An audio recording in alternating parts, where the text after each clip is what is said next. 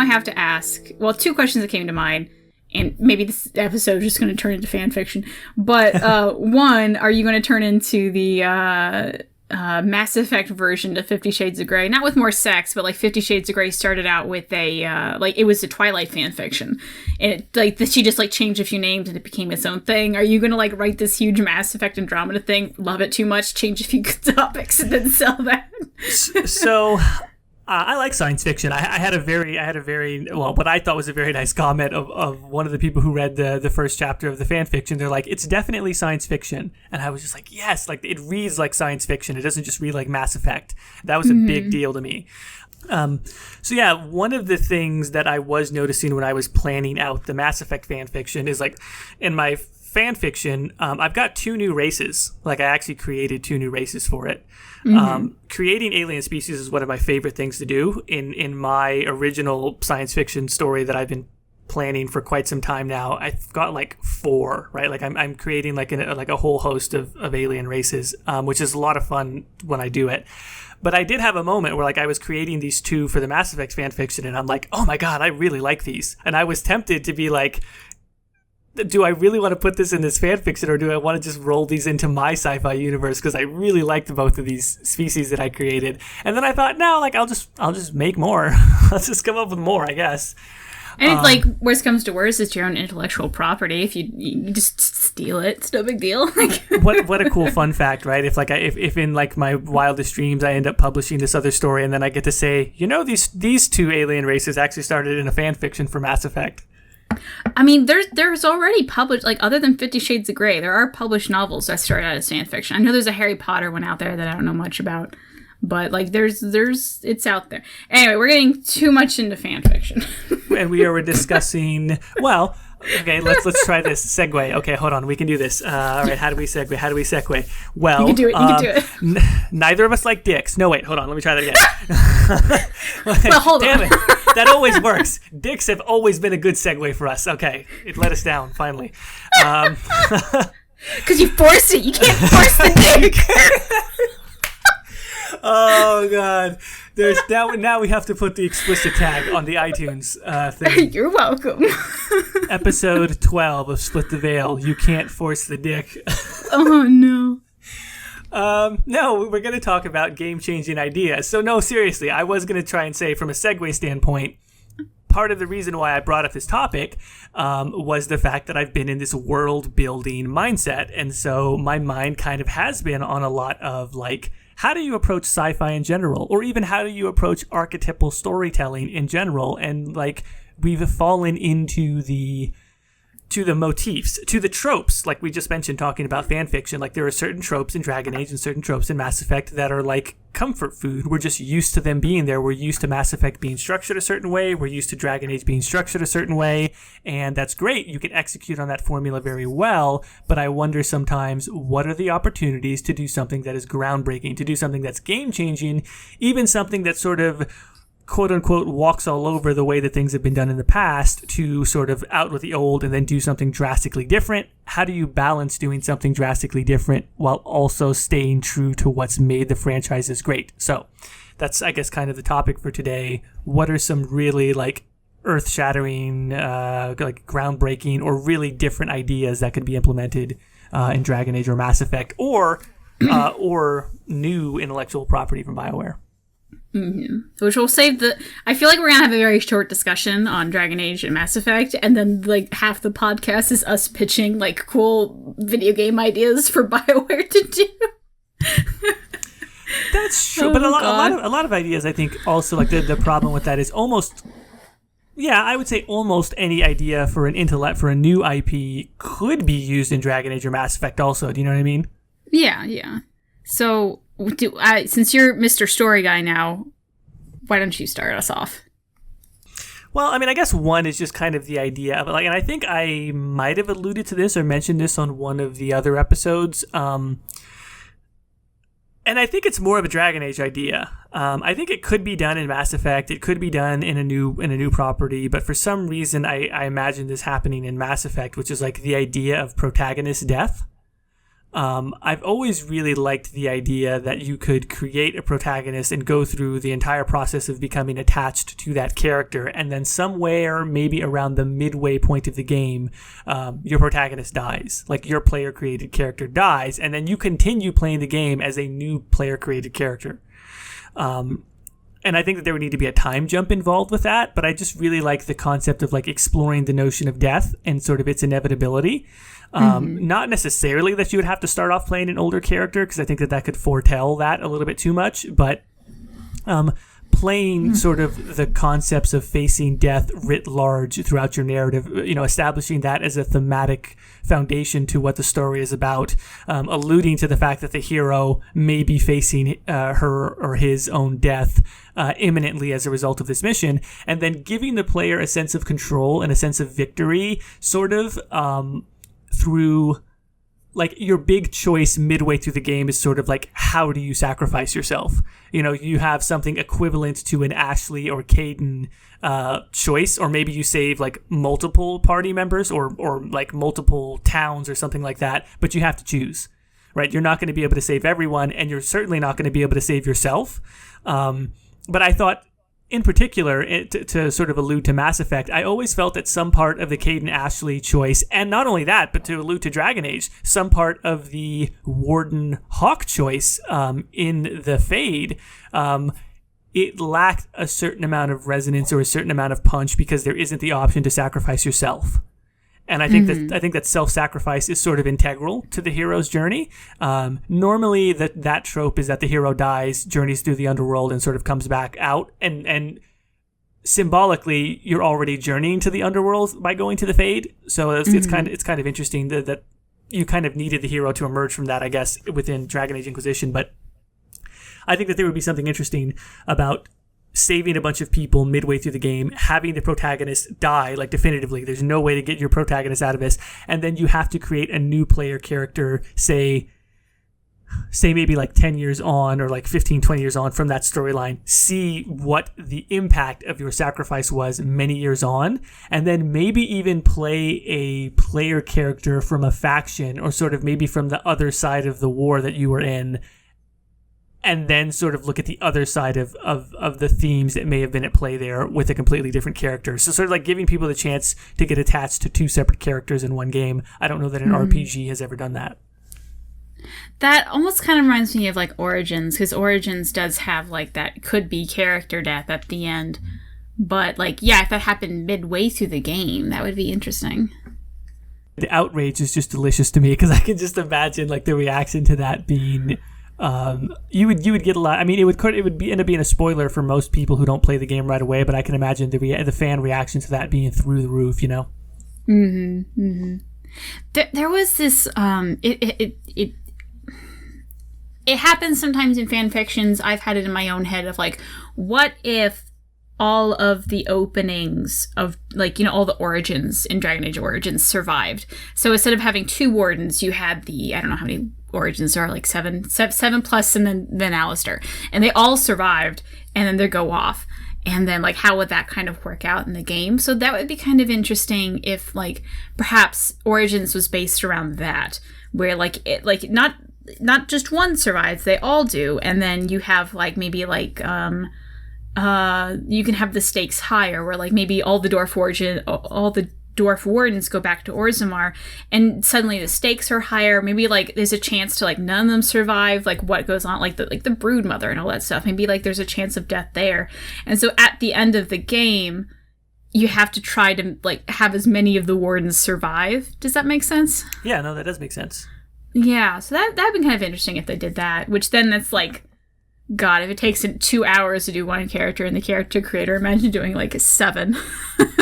Well, imagine doing 2, right? Because we do that in Mass Effect Andromeda, or at least I do. I always edit the twin. That's true. Yeah. And so that was actually kind of piggybacking off of your idea, and also one that I had slightly the other day, which is just like, I'm disappointed that the writer twin is sidelined for so much of the game, and I think it's so exciting when you have that one little brief section where you play as the other writer twin, whichever one you didn't choose. And I thought, how interesting if they could have found a way to carry that throughout the whole game. Like, they're actually a party member, or maybe not even a squad mate, but like I don't know, like just periodically you drop into the shoes of the other twin and and do missions as them. The Assassin's Creed Syndicate has twin siblings, Evie and Jacob Fry, and you can do all of the side missions. You can switch seamlessly in open world and do any of the side missions as either of them, and then they each have their own specific main story missions that they can do also. I think something like that maybe could have been really interesting for Mass Effect. That would have been, because I know like another popular like Dragon Age thing is like the Hawk twins, where and not Bethany and Carver, but like Garrett and Marion Hawk as twins too. So there's two sets, and like if they did that like with Andromeda, that would have been, I don't know, been really interesting. Like maybe like you could choose the romance for each, where like not so much like maybe you play as the other character, but maybe like you can like help your brother or your sister like get a date with the like, you know, Cora or Liam or something like that. Like that would have been kind of fun to like you set up your, which I will say I don't have siblings, so like maybe that's weird to set up your siblings with other people. I have no idea, but I think that would be cute. So that'd be interesting, yeah. Yeah, I guess what I say, like I like the idea, like if they were like this, maybe I would say maybe like squad mates, maybe you can control them. And yeah, I don't know. I think overall I like the idea that like dual protagonists, and then yeah, maybe like one has to die and you have to choose which one, and then it's like this emotional like, oh no. So maybe Dragon Age 2 could have even done that, where like instead of playing Hawk, you were playing Bethany or Carver, and then like you play up until when one of them gets smashed, and so you have to choose like, do you want to sacrifice yourself to save your twin, or like you want your twin to die, and then you just continue on the rest of the game as the other twin, you know, the one that survives. Oh yeah, no, that would also be, it's a nice choice to make. Like if you can attach people emotionally to two player characters and then give them that choice of which one survives, like that's a really, I mean, of course people will be angry in some sense, but like I like those, like forcing you to choose. I think it makes it interesting. Like you most of the memorable choices in either Dragon Age or Mass Effect has always been the ones where you sit there and you go, fuck. Like, yeah. I don't know. Like everyone Vermeer wasn't that bad for me, because sorry, Caden. But like I remember like what's the warden choice to like leave the wardens behind or like take them into the Inquisition. Like I still don't know what the correct answer is in that one. I like that one I really like struggled with, and I think those are the cool choices, not the ones where you just go, oh yeah, fuck Stroud, who cares. But anyway. Yeah, well not just that, but like you're right, like those are the choices where you stay on that dialogue screen forever and it's impactful, versus like, you know, at the end of Liam's loyalty mission, where it's just like, I'm mad, but you're still cool, or I'm mad, but you're still really cool. It's like, oh, come on. Yeah, I feel like Liam himself wrote that. Right. That was, God damn it, we have to erase the board 0 again. days. That was the it's not even days, it was like hours. It's been 15 minutes since we harped on Andromeda again. That's true. Oh, God. Damn. Every time. So what's one of yours that you kind of thought of that maybe either for Dragon Age or Mass Effect or new IP, like what's one of the top ones that you thought of something that might be groundbreaking? You know, I really struggled with this one, because like all of the ones that I could think of was more like, what should they do in the settings? And for some reason, the only thing my mind was like allowing me to think of was a fan fiction called, oh my god, what is it called? Holy shit. It's by Fae Knights, and it's about Sylvain romance. Looking Glass, there it is. It's this really good fan fiction that talks about like kind of what happens, like what Solas's plan is, and what kind of like what would happen if Solas succeeded. And kind of the basis of her story is that Solas, what he was trying to do the entire time was not necessarily like bring the veil down. Like, it is a part of that, but it wasn't just to bring the veil down. He wants to bring the veil down, to which then he kind of uses the same magic in Hush Whispers to like literally go back in time to Arlathan and change the events of history so the veil isn't there in the first place. Oh, wow.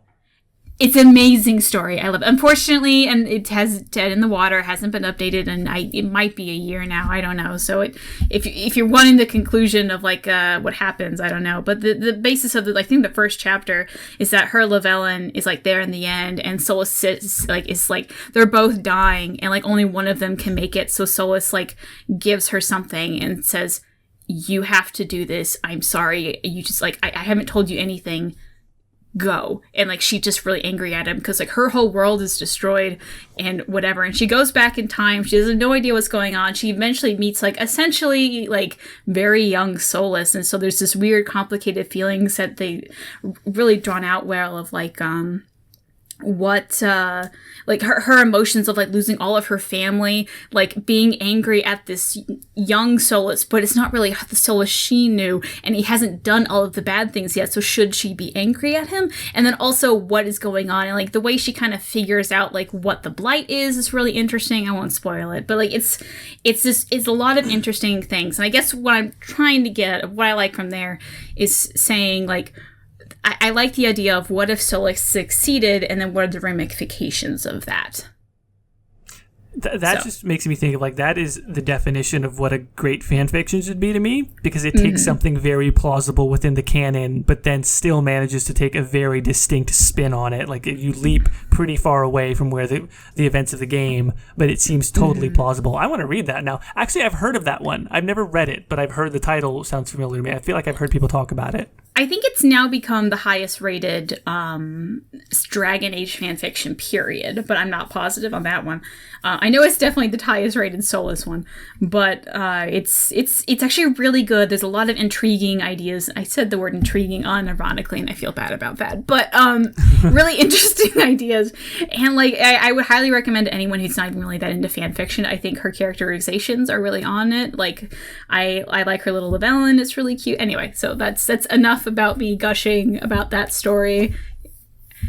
What were we even talking about? Right. Well, this has basically become the fan fiction episode. It's inadvertently become the fan fiction episode. Do you want to talk about something more gameplay related? Yeah.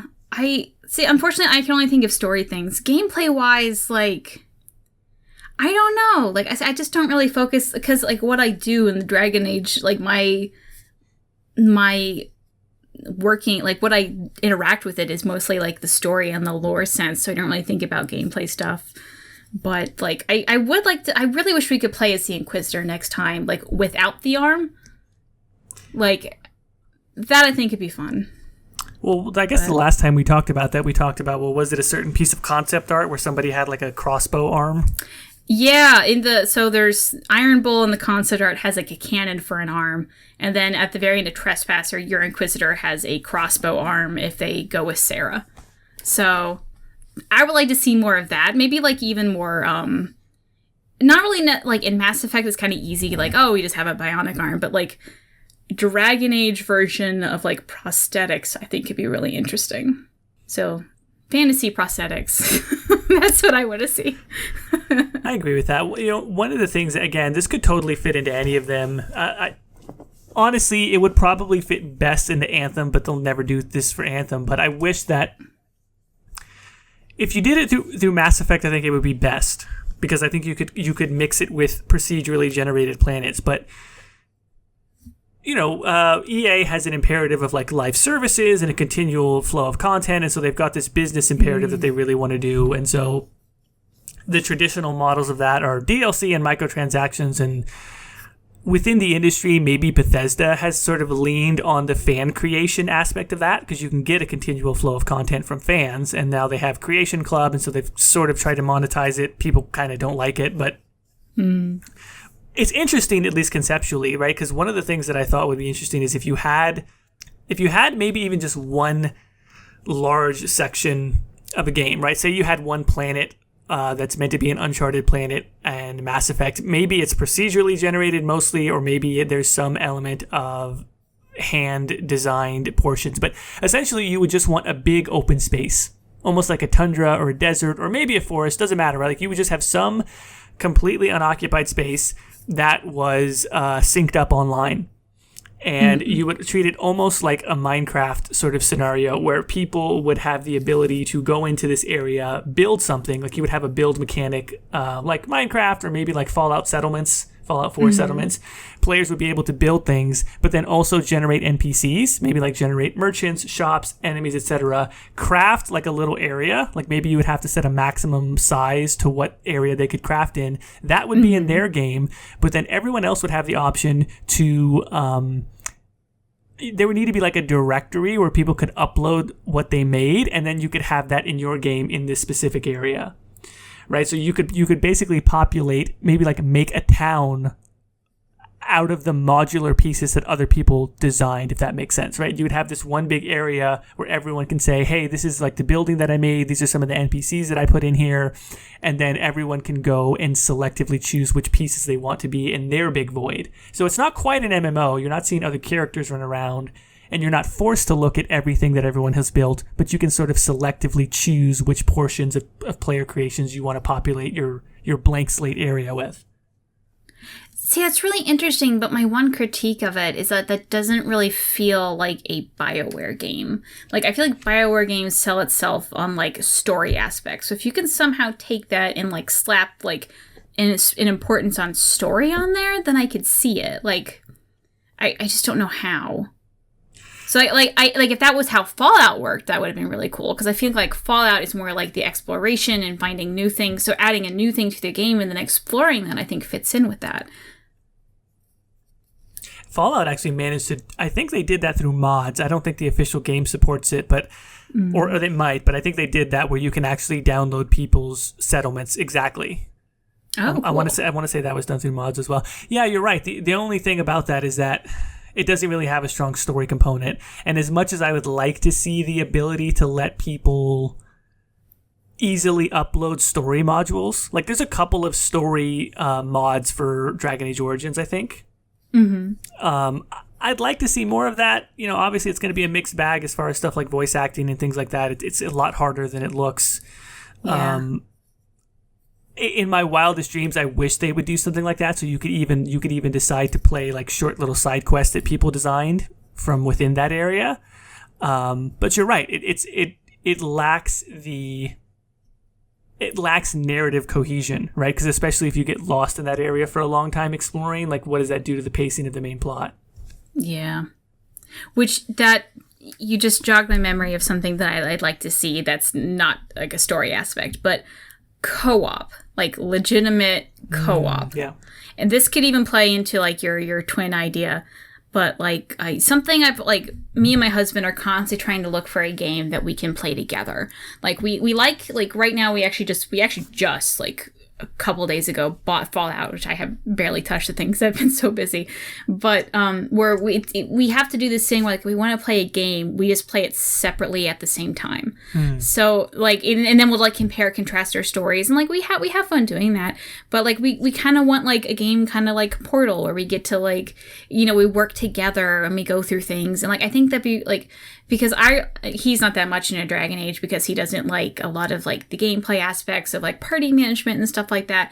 But like I love doing that and for the story. So I think it maybe be fun if like I could like bring him into the story that I like and like spend a lot of time with, but then also in a way that he can enjoy where like I can take care of the party management and he's just off like collecting whatever it is that he does. You know, like I would love to do like a co-play type of thing. Like they give you enough companions where each of you could like probably like have your own party if you just like share. So like, I think it'd be kind of fun where like if perhaps in the next game or whatever, like you can have a co-op of like, oh, this is my co-leader, and like you know, one of you like Inquisition had like 4 different voice sets. It'd be very easy to have like, oh, if you have 2 dudes, one is one is the other, and like it could be I don't know, it'd be kind of fun to play like that.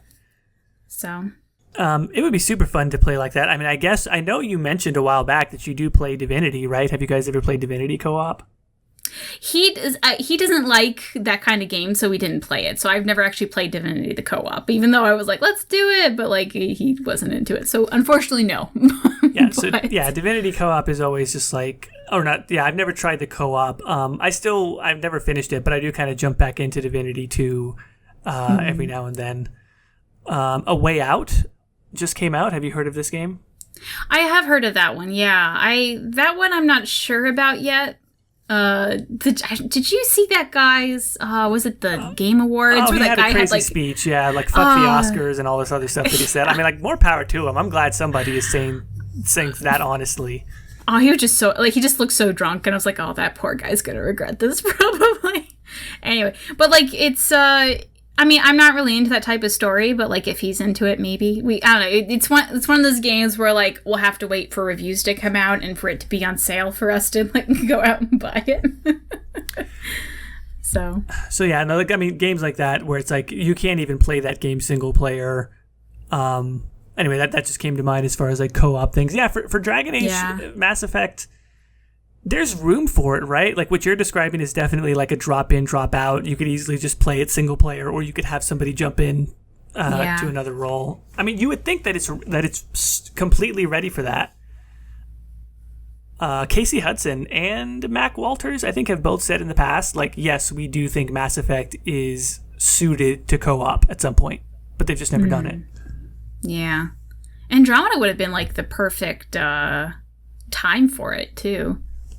So, kind of on that note of what you were saying about having like a co-leader or something like that. I've always disliked the fact that in all the Bioware games, you can't really do anything with the squad mates that you're not bringing with you.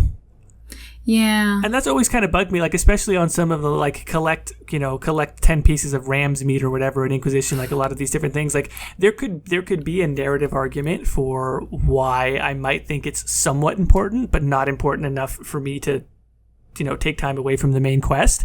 And, on this most recent playthrough of Andromeda, I basically didn't take Liam ever. Like, I basically just ignored Liam. I didn't really talk to him. I didn't really bring him out on missions. And I hate to say it because I've tried to defend Liam as much as I possibly can. Like, the game just works better when you ignore Liam. Like, that is, and I've never really said that about, I mean, I kind of did that somewhat with Sarah, depending on the type of character I was playing. Like, other characters, when I role-played a certain way, Sarah was like my BFF in Inquisition, but I think it might be like a standing advisement of like you might enjoy Andromeda more if you just ignore Liam.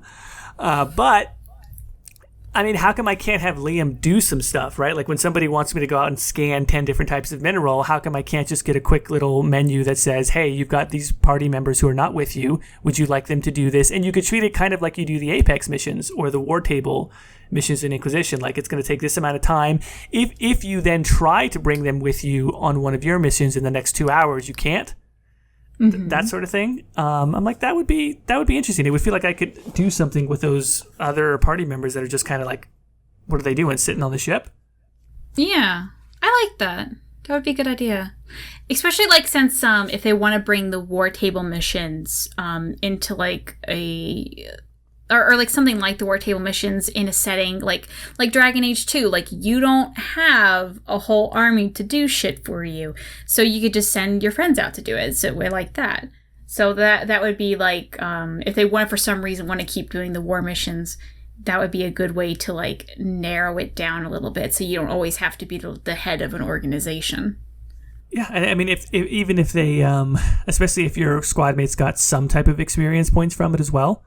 Like they could still be sort of like, or gaining extra experience for it, I guess, because I guess now in all of the games, the experience points get distributed to everyone, even if you're not bringing them. But maybe if they had some sort of extra bonus abilities, or some sort of customization that you unlock by sending them on these missions by themselves. Or maybe like in Jaal's personal story, like depending on your choices, he gets a scar on his cheek or not. Wouldn't it be interesting if, like, I don't know, you send Blackwall, the warden, out to go, the quote-unquote warden, out to fight some Darkspawn, and he got tainted, what's going on? And then maybe that triggers his personal quest early. Like, that'd be kind of interesting. That would be really interesting. Or even just, like, scars in general, right? Like, if they just came back and you could visibly see that it was, like, a tough mission. Or they get angry at you. Oh, like approval, like let's say like Vivian really doesn't want to go out into the slums and you send her anyway and you get negative approval. That's true. And you could have like non-action-y missions, right? Like I'm starting to think also of Well, like, what about, like, diplomatic missions, right? Like, say you just make a horrible decision and send, like, the equivalent of, like, a Sarah-type character to, like, a negotiation or something like that, and, like, there are actual ramifications that come about as a result. Like, some of them are better suited to it than others. Oh, I like this idea the more we're talking about it. Yeah, and then also, like, I'm going to go back to the Apex missions in Andromeda, which is, like, I didn't think much of them, but it's a good basis for this, right? Like, your Apex teams have certain traits that they come with, like, I guess they generate with certain random traits. Like, they're good against outlaws, or they're good against Ket. Or some of the missions say things like bad weather, or it requires stealth, and then your team will have, like, they're actually better in inclement weather, or they're better at stealth, etc.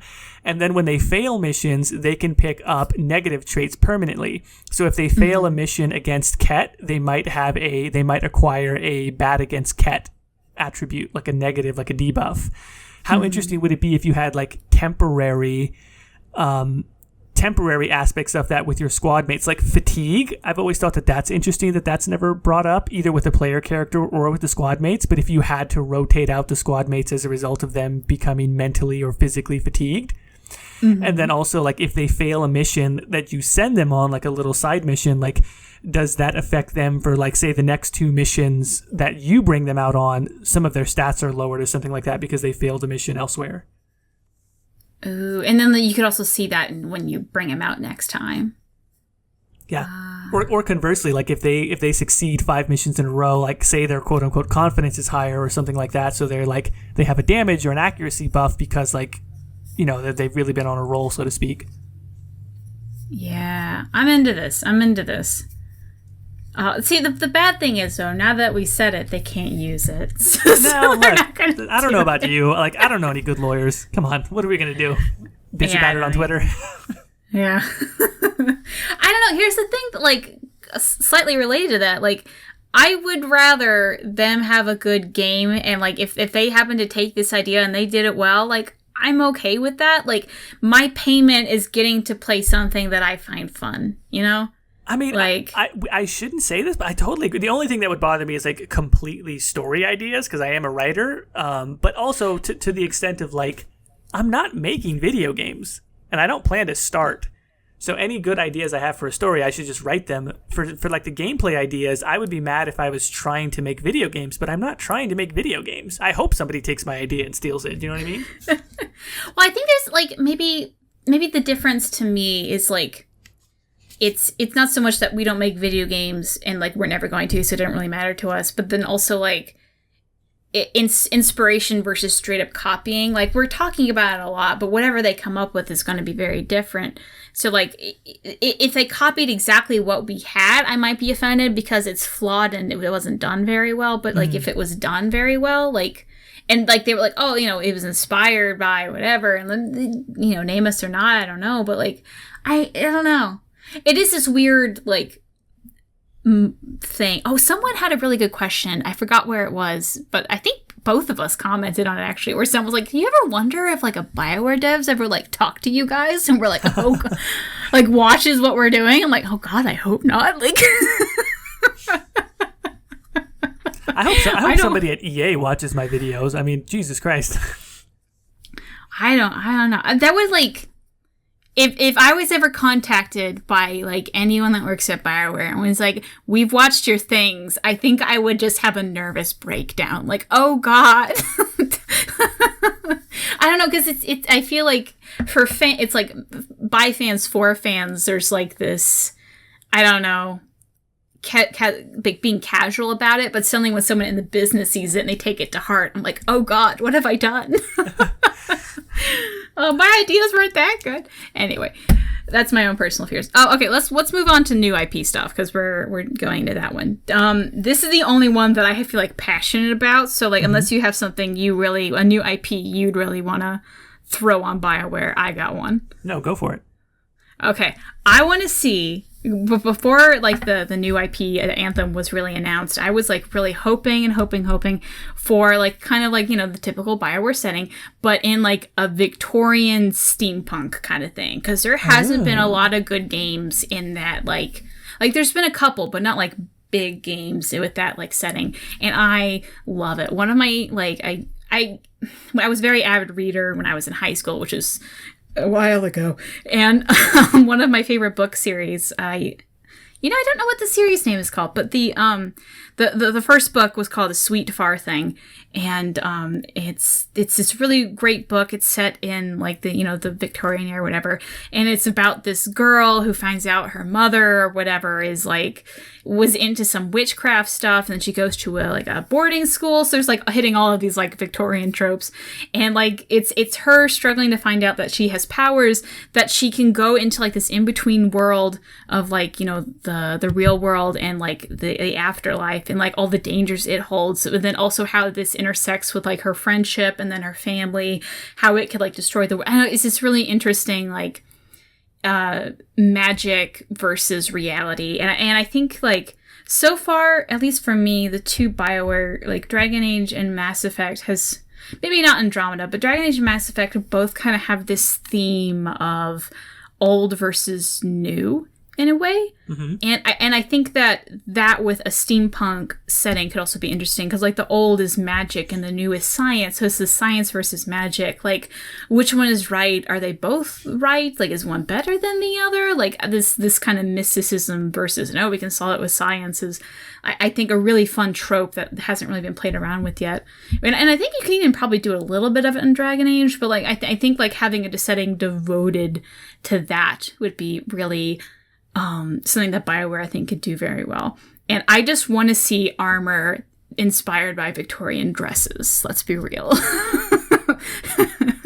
I think that could be hugely popular. Steampunk is one of those sort of like subgenres that has like this incredible following, but you're right, when we think about it in video games, there hasn't really been too much that's been like of really high narrative value, particularly like the Bioware choice and character or player driven story. I can see that being very popular, and you're right, it allows them to sort of do science fantasy.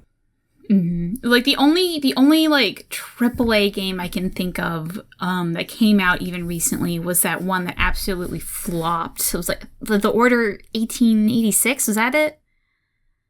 Maybe, yes, something like that. It was something like that, and like that. But like, despite the story on that being like a hot piece of garbage and the game being a hot piece of garbage, like the art behind it and how it looked, I thought was very nice. So like, if you just even want to like gut that game out and like just take like hire all those artists and bring them over, like I think it'd be really like a really solid game. Like, which is why I was so depressed when that game turned out to be crap. I was like, damn, because like that mixes in the like the Arthur legends, like, and that was really cool. No, I tossed it out. And like, also I don't want it to be Jack the Ripper.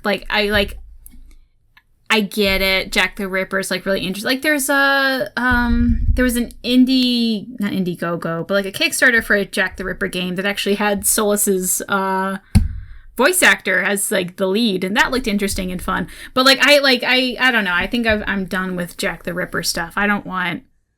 I'm tired of murder. I think I've been watching too many forensic files. But we don't need any more, is what you're saying.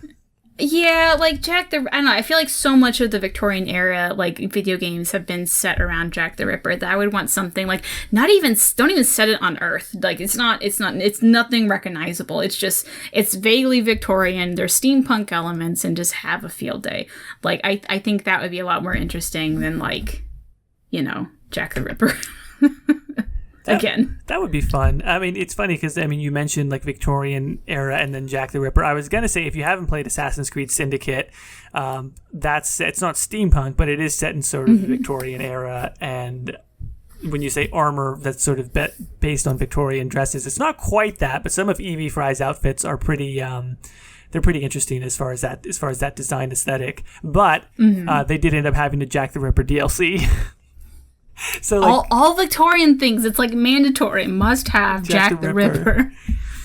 That's an interesting one. I like that. Do you think BioWare would ever do or could ever do a basically a modern day, a contemporary RPG that's basically the same? I imagine it would need to be like a third-person shooter, no magic, no sci-fi, just something that sort of either. Well, how do I put this? It would be like a Mass Effect game that's not sci-fi, right? It's like it's just modern day person who gets into some trouble. You could maybe do a military narrative or a police narrative, but I think it would be interesting to just sort of see. I wouldn't compare it to Heavy Rain in the gameplay sense at all, but sort of that notion of like regular people sort of getting into some shit. Heavy Rain had some like weird mysticism behind it though. But like I get your point. The point is like I don't know. Like I will say they could and they probably could do it well. I just hate those types of settings. So like there is my personal like beliefs set into that. So like I guess you could. But I don't know. It's one of those things like they probably could. They'd probably do it well. I don't know if that would be something I would enjoy. You know? Like I like my games to have that bit of like that fantastical element to it. It risks being really bland. Like that's the thing that I think you run into. It's just like how do you make this stand out and not just be sort of generic? But on the flip side, it's like if they had something like a party system, right? Like if you had squad mates in the same way that you have in Dragon Age or in Mass Effect, but you had a modern setting and you built out those relationships and had romantic subplots and all those things in a traditional contemporary setting. I don't know. I just feel like if they did that right, they could hit some really groundbreaking stuff, especially if. Like, I appreciate the fact that they make social commentary through fantasy settings and through science fiction settings. I think that fantasy and science fiction as genres have been particularly good at that because they allow us to address social issues one step removed. So I think that they're valuable in that sense. Where that starts to be less effective, I feel, is when it's like half a step removed. Like, you're almost there, right? You're almost talking about racism or, the overbearing dogmatic religions, but you're just like 1 degree away from it. I'm like, well, maybe you should just talk about that directly, and maybe it would actually be more effective. Like, I wonder if, I know there's a lot of people who are not fans of BioWare doing social commentary, but if it could be handled even-handedly, maybe even from a sense, if it were done in a contemporary sense, would it force them to be more even-handed because it's less opaque? You know what I mean? It's more transparent, so you sort of have to handle it more even-handedly and less through sort of like stereotypes. I don't know. I just kind of feel like if they did it right, that could be like a really transformative game within the industry. If we think about games that are set in contemporary modern day settings, how many of them really take an earnest look at things like relationships or politics or things like that? I feel like that could be really groundbreaking in general. Maybe. I also think like today's political climate though, like if you even like step into like the ring, you just get pummeled by like either side because you weren't like you didn't say the right thing or like you didn't say enough of the right thing. Like so I feel like EA probably like there's been enough drama going on about BioWare enough as it is over like just the stupidest shit. So like I think doing that, like they would have to be like sometime in the future, like the politics have calmed down, like it's gonna be a while before they would probably even consider that, that's actually a really good point. Far Cry 5 is running into this.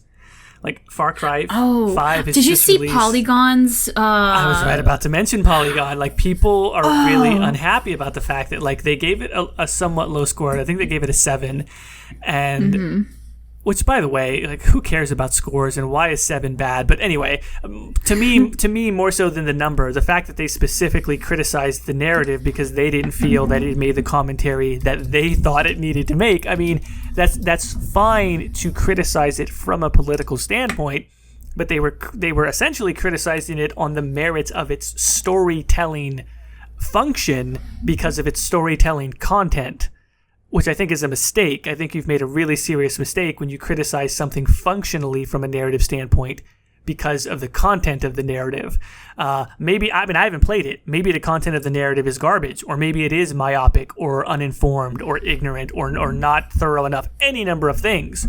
But it's like functionally, like they don't have to depict the narrative or the thematic view that you want it to. And so I guess the gist of Polygon's criticism was that it wasn't being progressive leaning enough in the criticism of rural America, which I don't know why they would have had that expectation. I mean, clearly, from what I've seen, the little bits of Far Cry 5 that I've seen, it's meant to be satirical in some sense of rural America and of lots of different aspects of America. So it seems like they're trying to be tongue-in-cheek and poke fun at, for lack of a better term, well, I don't even want to use that term, but it's like, there certain people in rural areas, they're hitting the lowest hanging fruit of that. They're not pressing too deep, which is like, that's fine. Far Cry has always been a little ridiculous as far as the narrative is concerned.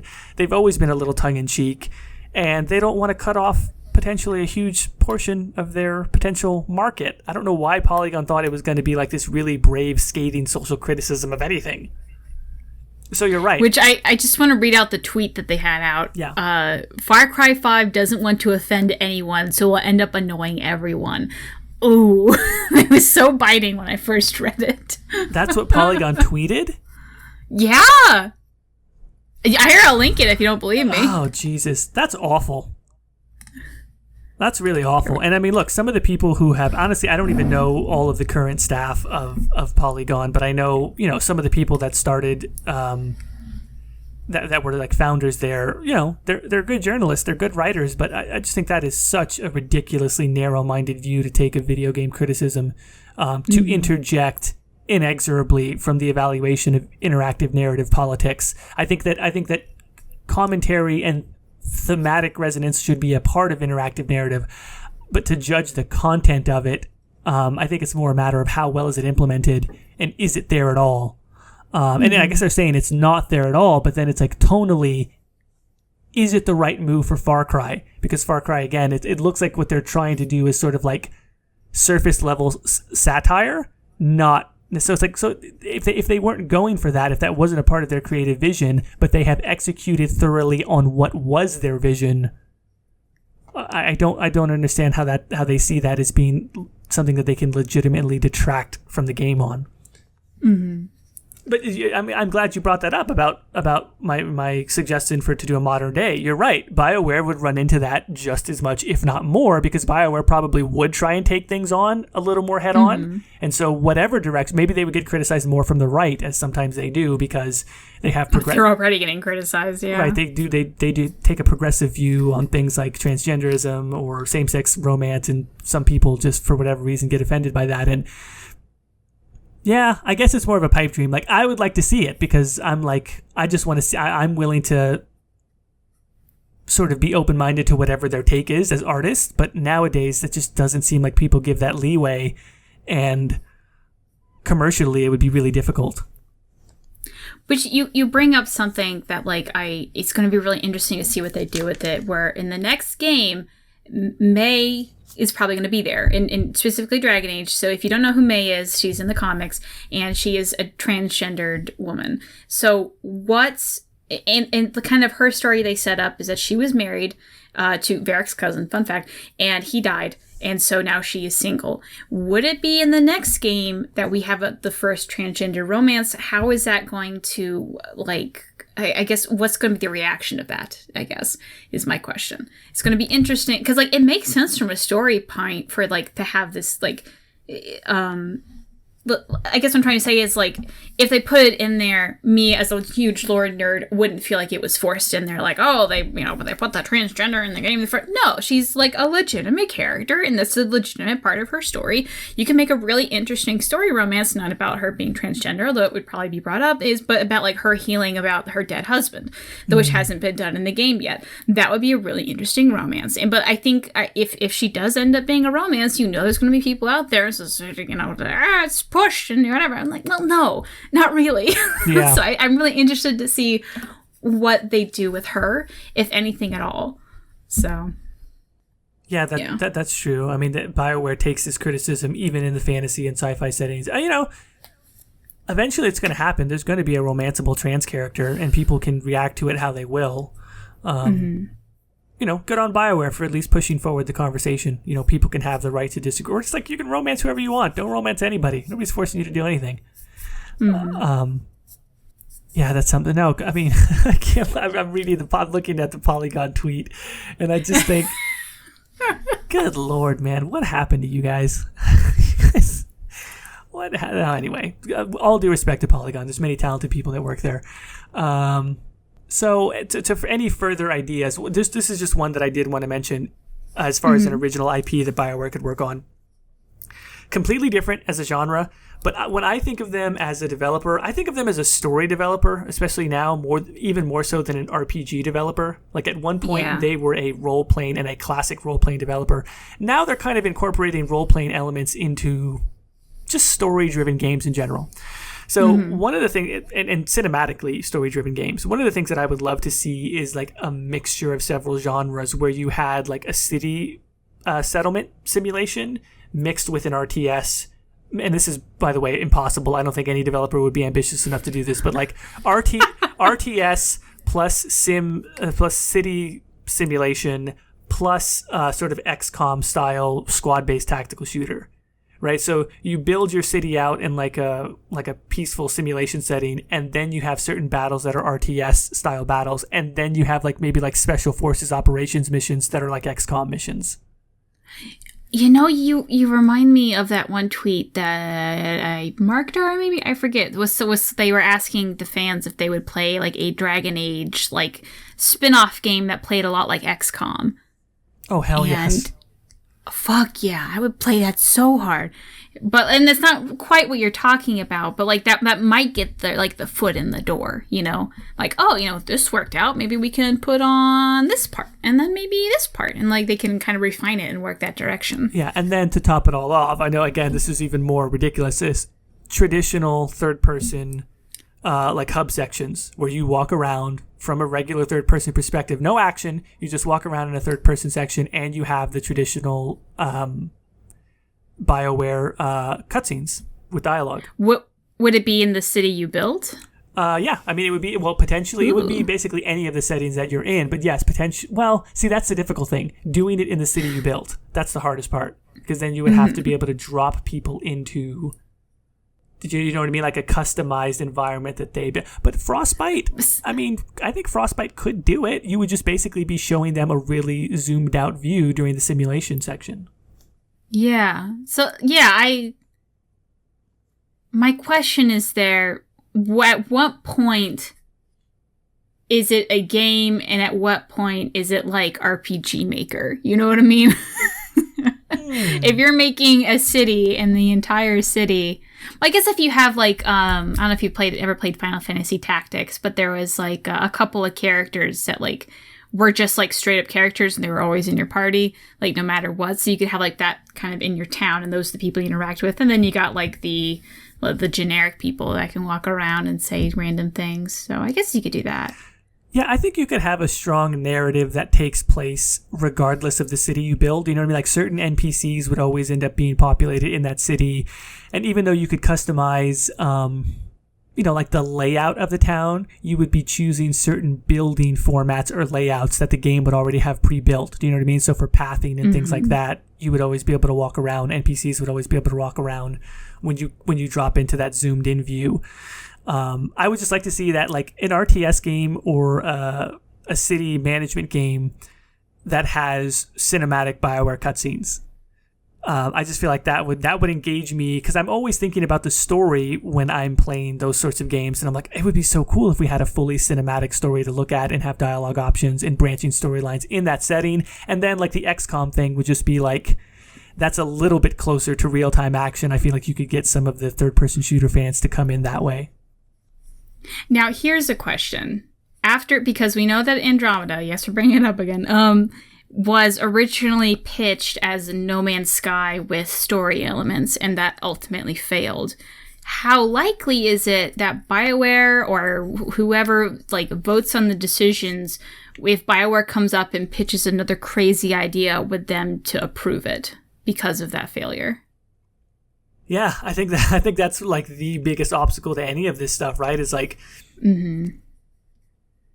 BioWare at one point, when Dragon Age and when Mass Effect were getting started, they took really big.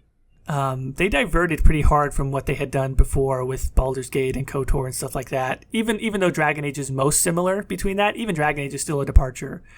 With the cinematics and things like that. So like they took that risk. They've carried those franchises forward for a decade now. And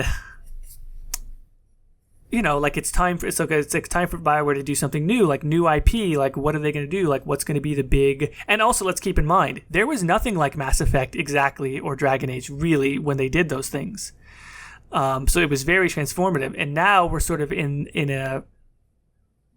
a sort of similar state now, where it's like, okay, it's time for Bioware to do new intellectual property, and what do they come out with? Like, what looks to be a loot shooter. What looks to be like the big trend of the moment, which is like, Destiny, The Division, the Ghost Recon game. Like there's a lot of those things out there already that are like that. Mm-hmm. And so I don't know. I kind of feel like that is EA saying like, and I don't know, because Anthem's not out. We don't know how transformative or how daring it's going to be. From this point, from what we've seen, it looks like it's the safest bet possible within the current climate of the gaming industry. Make it online. Make it always online, open world, loot, probably microtransactions. So I think you're right. Like, it would be nice to see BioWare do something really daring, but at this point, it seems like the mandate is like, do the thing that's definitely going to work. Yeah. Because the one risk they had ended up flunking. So, I don't know. It's going to be, like, I don't want this to turn into like BioWare like it's going to fail, because I don't think it will, but like it'll be interesting in the next couple of years after Anthem to see kind of what the climate is over there. So I think that about a year from now we're going to see Anthem, and I think they're saying early 2019. So about a year from now, maybe in like the summer 2019 after the dust has settled, to see like what's going on. I think after Anthem comes out, it's going to be like a lot of questions going to be answered at around that time. So, who knows? Yeah, there's a lot of speculation, but once Dragon Age 4 comes out and Anthem comes out, it's going to be a lot less speculation and a lot more reality based on what those two games look like. So, yeah. Anything else? We're at about an hour. Is there anything else idea-wise that was floating around for you? No, the only thing I was really excited about that Victorian thing. So after that, I think my brain kind of shut off. But so I guess now I'm thinking about it is that you had all these ideas about like different types of games, and then the only thing that I wanted to see was pretty much the same thing, just a different setting. So I think those are like two different types of fans in this regard, where like I'm totally cool with them sticking to the same format and just giving me new stories, because like I like that's fine with me, where you kind of want you want the story element but also new types of games. So it'd be interesting to see like as they go forward who they start catering to and like how each side reacts. So yeah, no, that's definitely true. I mean, and then like I guess my only final thought is like on the basis of like new technology, I'm not excited about VR. I know a lot of people are. To me, it's just like low resolution pixels right up on your eyeballs. Like I don't really care. Like I've never tried VR, so I have no idea what it's like. To me, it slots into the same thing as 3D. It's like, okay, you're saying it's a new technology, and I understand that there is technology behind it. But essentially, the effect of VR, similar to the effect of 3D, is your brain being tricked. Like, your visual and spatial sensory data is sort of being tricked by the fact that what it is a screen right up against your eyeballs. Mm-hmm. Like, I know I'm being really cynical and reductive and sort of dismissive of VR. That's not even a new technology to me. Like, it's two pictures, and the screens are really close to your eyeball, and especially if you put noise-canceling headphones as a part of that headset, your brain starts interpreting that visual data a little bit differently, so you get a sense of immersion. That, to me, is like a neat trick, in the same way that the 3D effect is created by having the two separate lenses and sort of like that thing. I'm like, that's a neat trick, and if you get a kick out of that, I guess you could design some stuff around that plays off of that. That's not really a new technology to me, especially when the individual screens, because I'm a PC gamer and I'm a nerd for hardware and stuff like that. Like the actual screens that are in front of your eyeballs are 720, like they're 720p, and they're normally running at 30 frames per second. It's like, that is not an advancement in visual technology for video games, like especially when we're getting closer and closer to 4K, and like the first 4K 144 hertz monitors are coming out. Like from a fidelity standpoint, gamers who really like advanced graphics are not going to be happy just because it feels like, oh, I'm in the world. Like, So being cynical about that, if there's advancements in VR that actually have higher resolution, better frame rate, and BioWare did something really creative with it, maybe that would be interesting. Other than that, I feel like really disappointed that, like, from a pure technology standpoint, I don't feel like there's more there. For the most part, I would agree. I think my biggest complaint with VR, because again, I have not actually had a headset on, I have not experienced it, I've only know videos.